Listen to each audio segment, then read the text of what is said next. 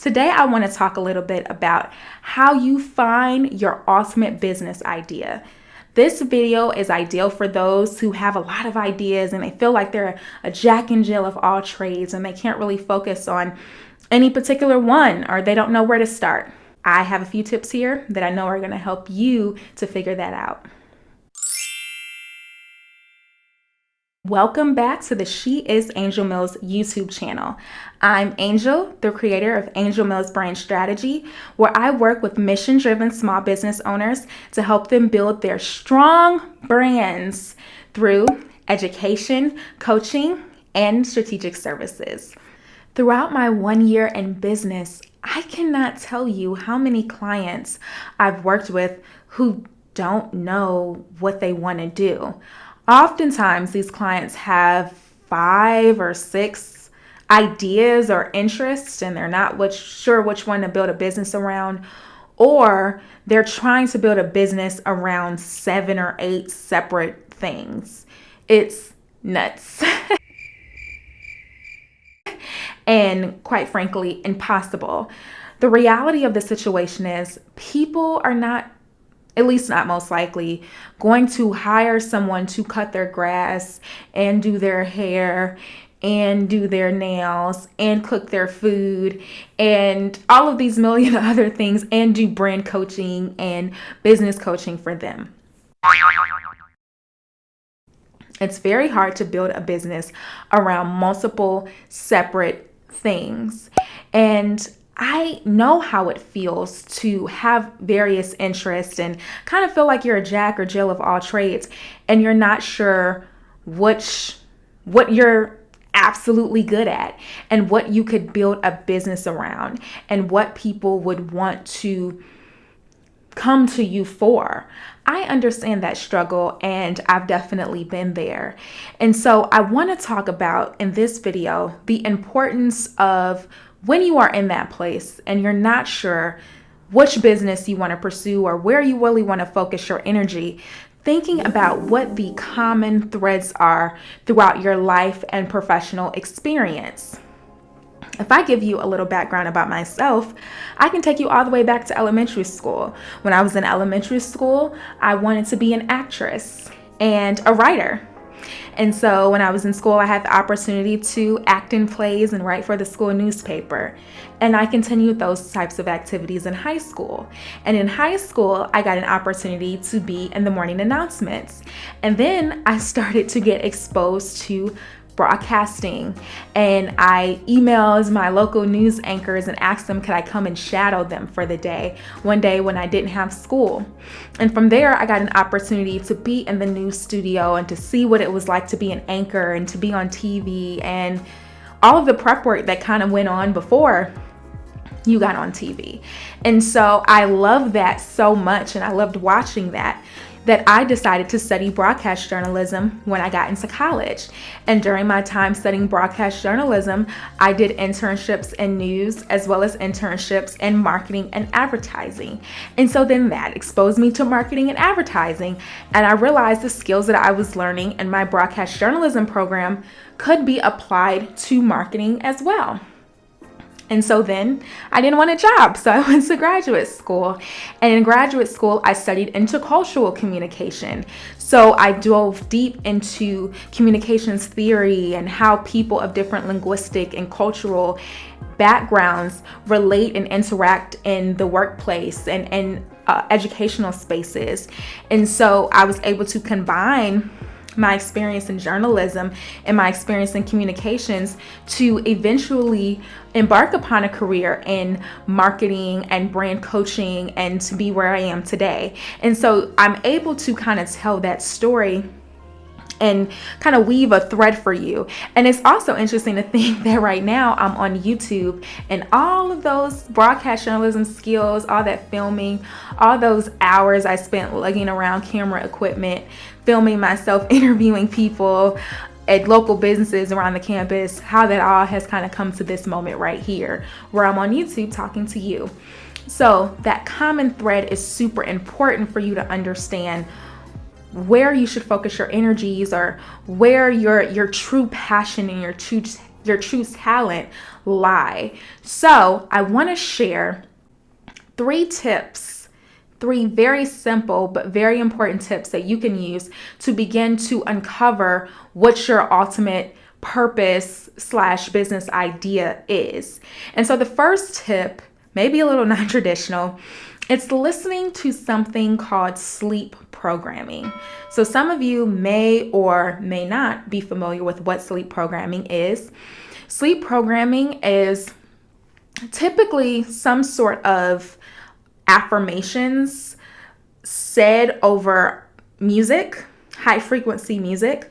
So sometimes it sounds like it's very soothing. So it's something you listen to while you're sleeping. So it may say things. You can program your mind for eating healthier. You can program your mind for exercising more or attracting abundance and money into your life. Those are personally some of my favorite sleep programming. And so what I personally typically do is I have a small speaker that I have in my bedroom. It's a small Bluetooth speaker. I connect my phone to it and I'll play, usually from YouTube or from Spotify. I'll pick a sleep programming soundtrack that I think sounds soothing. They can run for 6 hours. They can run for 8 hours. The idea is that they're playing all night and they're playing softly. You don't have to play them very loudly because it's really for your subconscious, not for necessarily your conscious mind to listen to and understand. I pick a voice that sounds soothing and not distracting to me, usually a female voice, but it depends. You might like a male voice. And I'll have that playing all night. And of course, I hear it as I'm falling asleep and I'm conscious of it, but then eventually I wake up and I realize it's been playing all night and I don't consciously know what was said, but I know that my subconscious mind has picked it up. And why I suggest this, if you have ever read a book called Think and Grow Rich, they talk a lot about this idea of auto programming.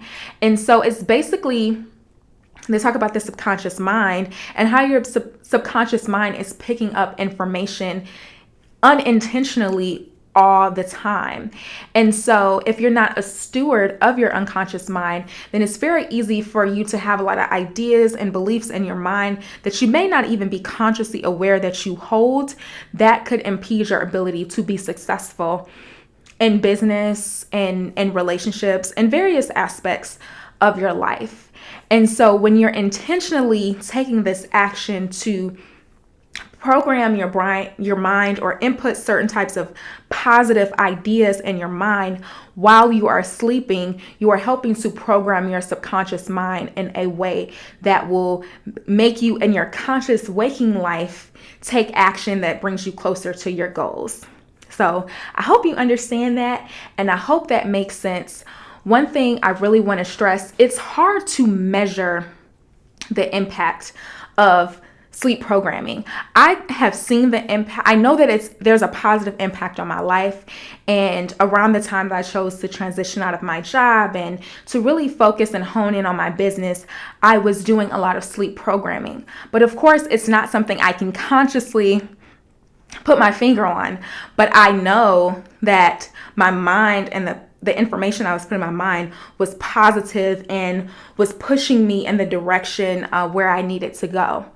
And I have a personal experience where I was listening to some sleep programming, but I listened to it while I was awake and while I was sleeping. And I was having an issue in a personal relationship with someone that I was dating. And I found that part of my issue in that relationship is that I was trying to control. I was trying to control the situation. I was trying to control the circumstances of our relationship to be what I wanted it to be. And so I remember I found this really powerful sleep programming, and I listened to it while I was awake and I listened to it while I was sleeping. And it talked a lot about letting go and releasing and surrendering. And it was so much what I needed in that moment. And as soon as I heard it, it resonated with me in such a powerful way that I was able to let go and surrender and realize that I can't control everything. It's best I don't control everything, and to be okay and be at peace with kind of just being still. And that was so much of what I needed personally in that moment, and it helped me to transition through that situation with that person and to eventually move forward. And so that is why sleep programming is very important. So much of the time we have, whether we recognize it or not, years and years and years of programming. Things our parents told us, things our grandparents told us, things our friends told us, and we're not even conscious of the fact that we have these ideas. And so we may not understand, why can I stop doing this bad habit? Or why can't I stop procrastinating? Or why can't I stop doing whatever behavior? And it's because you have this subconscious programming that you're not aware of that is impacting how you act in your waking life. And so that's the long skinny on sleep programming, and why I definitely recommend it, especially in times where you are trying to change your habits, change your mindset around particular types of thoughts, letting certain types of ideas and beliefs go that may be limiting you. I think sleep programming is an awesome step for doing that. And so now I've given you one tip for what you do while you're sleeping as you're going to bed, right? The next step is what you do the first time, as soon as you wake up, first thing in the morning. And what I suggest here is conscious journaling. Now, this is something, and I'm referencing some books here, so I'm going to put the links to those books in the description below. One book, The Artist Way, by, I believe it's Julia Cameron, the woman's name who wrote that book. She talks a lot about something called morning pages in her book, especially for people who do creative work, which in my opinion, all work has some level of creativity to it. If you need to solve a problem, you need creativity to do it. So she suggests something called morning pages. And so what she advises is that each morning you wake up first thing in the morning, before you allow any ideas or anything to enter your mind, before you check your phone, before you hop on your laptop, for you to grab your journal and write at least 3 stream of consciousness pages. Whatever's on your mind, whatever ideas are floating up, don't stop them. Don't talk to them. Don't try to push them back down. Just write them down. Let it out. Release it. And what I often find is I'll set out to do 3 pages, and then 5 or 6 pages later, I'm still going. And I've noticed with the combination of the sleep programming plus the journaling, I'm having so many downloads. And I think in the morning, you should ideally feel more relaxed and you're not bogged down by different things of the day. So your mind is more open to receiving information, messages, making revelations about your life. For me, I have been implementing this practice for consistently. I've done it off and on for several months, but consistently the past couple of weeks. And I will, like, my creativity, as I said in a previous video, my creativity is out of this world. And I'm realizing so many things about myself, things that I value. I'm reflecting a lot on my childhood and things my parents told me, things my friends told me, things society told me, and what I believe and what aligns and what does not align. And so when we talk about, as I was speaking about before, finding that common thread, it is reflection that is going to help you find that common thread. So it's going to be journaling. It's going to be having conversations with people who know you well to be able to figure out, well, there's probably some sort of childhood connection to things that you enjoyed, things that you did, maybe a childhood aspiration that will have some influence on where you should go in the business. There's always a connection. And even when you think about people you really admire in business, and I think of someone like Oprah, or what comes to mind is kind of P. Diddy. For some reason, P. Diddy comes to mind. And I think about him working on music, and then music relates to fashion and clothing, and he didn't do makeup, that was Rihanna, but it relates to lifestyle. And so he branched out his business into those other areas. It relates to alcohol, and so that's why he got involved in alcohol. It was like, when you look at all the things that he does, it all connects. And when you look at someone like Rihanna, even, she did music, and then music relates to fashion, and then fashion relates to makeup. And so all of the things that she's doing in her business, all of these products that she's creating, you see the common thread. You see how all of those things relate, even as she's branching out into these other areas. And you'll see the same thing with Oprah and media.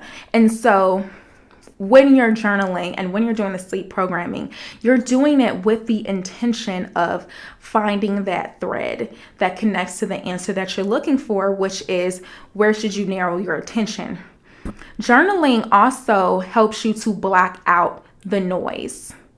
Oftentimes, I find when I'm working with clients and they suggest 5 or 6 things, half those things are things they think they should be doing, or somebody told them they should do, or maybe it's what they studied, so they should probably do it, but it's not what they authentically want to be doing. It's not what their authentic, true passion is. And it takes a lot of work to uncover that. And so it's time to put in that work for you. Now, my final tip is meditation. I don't want to say too much about this because, to be honest, this is still an area that's new for me. I hear people have amazing benefits from meditating, and it's something that I'm working on implementing in my life in a better way. So I can't say that I've personally seen a lot of impact from meditation yet. So I would definitely keep you posted on, as I'm implementing that into my routine, the experience that I'm having with it. But overall, having the opportunity to just be still and to think and to process it when you're journaling, and when you have the auto programming that you're doing, it's very powerful. It's very powerful. It gives you time to reflect and just take time for yourself to really figure out and tune in to your inner voice. Oftentimes, we're told so much not to listen to our inner voice, and we're told so much that not to rely on how we think or how we feel. And being able to meditate and just focus and push aside all of this other information that is distracting to us is so important. So that's all I have to say about that. I think I got everything out. I think I got everything out. But as you can see, I'm really passionate about this. I feel really strong about this. And this is definitely something that I suggest you do. So thank you so much for watching. I will see y'all soon.